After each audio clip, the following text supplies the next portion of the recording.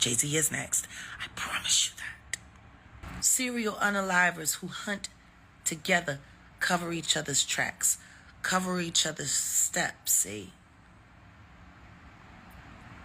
This is what Sean Combs, Sean Carter have been doing for decades.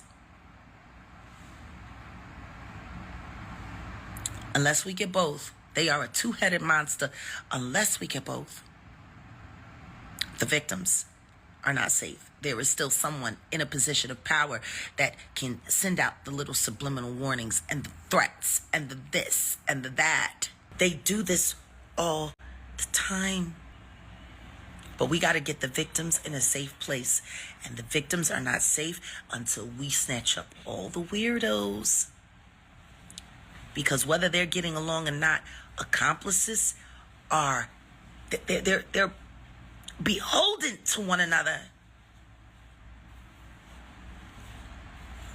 And just because Diddy's in jail doesn't mean that one of his associates isn't still making sure that the victim-making machine is quietly going along and making sure that people are quieted appropriately.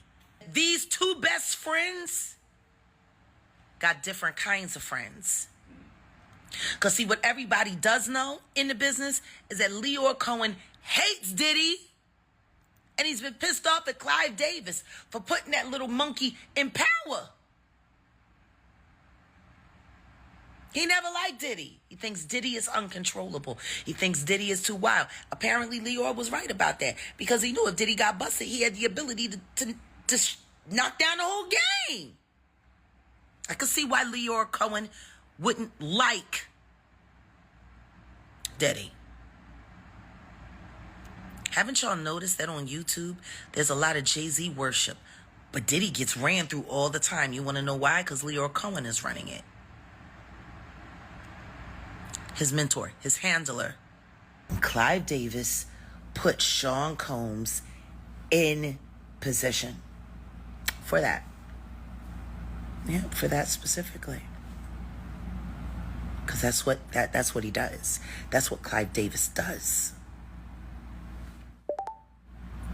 The amount of abuse that Janis Joplin suffered when she wanted to leave Clive Davis management. The amount of abuse Whitney Houston suffered when she was ready to write her book.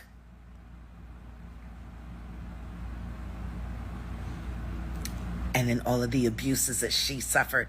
You know, Luther Vandross, that was nasty work, Clive. John Legend's manager, Naima Cochran, talking about Erica Kennedy and how she unalived herself because she was bipolar. What does any of that have to do with her book? What does any of that have to do with the fact that Erica Kennedy found a brilliant way to take Jay-Z, Diddy, and Russell Simmons and make them all one person? It just wasn't enough.